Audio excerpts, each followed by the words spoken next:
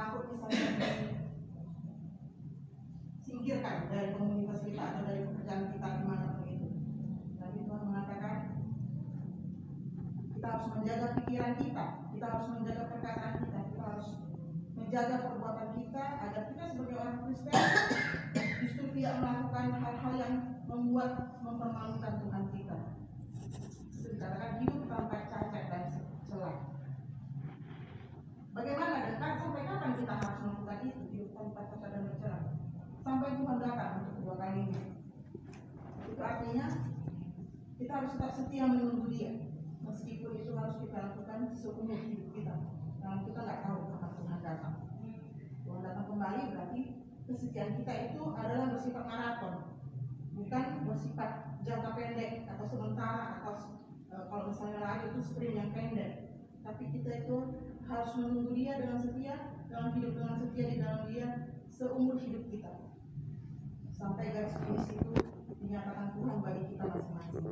Dan dituntut sebagai orang Kristen, jadi orang Kristen bukan orang Kristen KTP, bukan orang Kristen musiman, tapi menjadi orang Kristen yang seperti yang ayat 11 tadi, menjadi manusia Allah yang hidup kudus dan konsisten.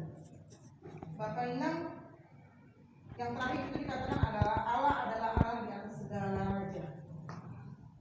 Di sini Paulus mengatakan ketika Dia raja, Dia berkuasa di dalam hidup kita.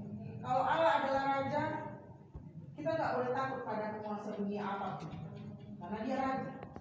Kalau Allah adalah Tuhan, jangan jadikan apapun di dunia ini menjadi Tuhan bagi kita, baik itu uang, kedudukan, jabatan, atau bahkan orang lain yang kita pertuankan. Tapi Dia jadi Tuhan satu-satunya dalam hidup kita. Di tangan Tuhan kita boleh dibentuknya menjadi anak-anak yang setia. Semua ada di dalam kendalinya. Dikatakan di situ raja segala raja. Jadi jangan tunduk kepada penguasa di dunia. Tunduklah kepada Allah, hiduplah dengan rasa hormat dan kudus.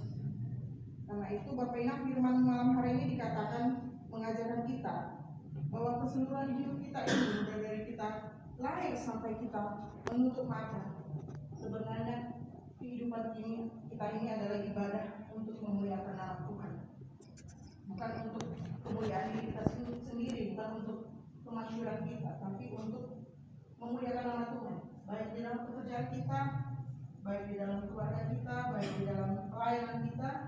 Semuanya harus diarahkan untuk memuliakan nama Tuhan di tengah-tengah pertandingan dan perjalanan hidup iman kita. Amin.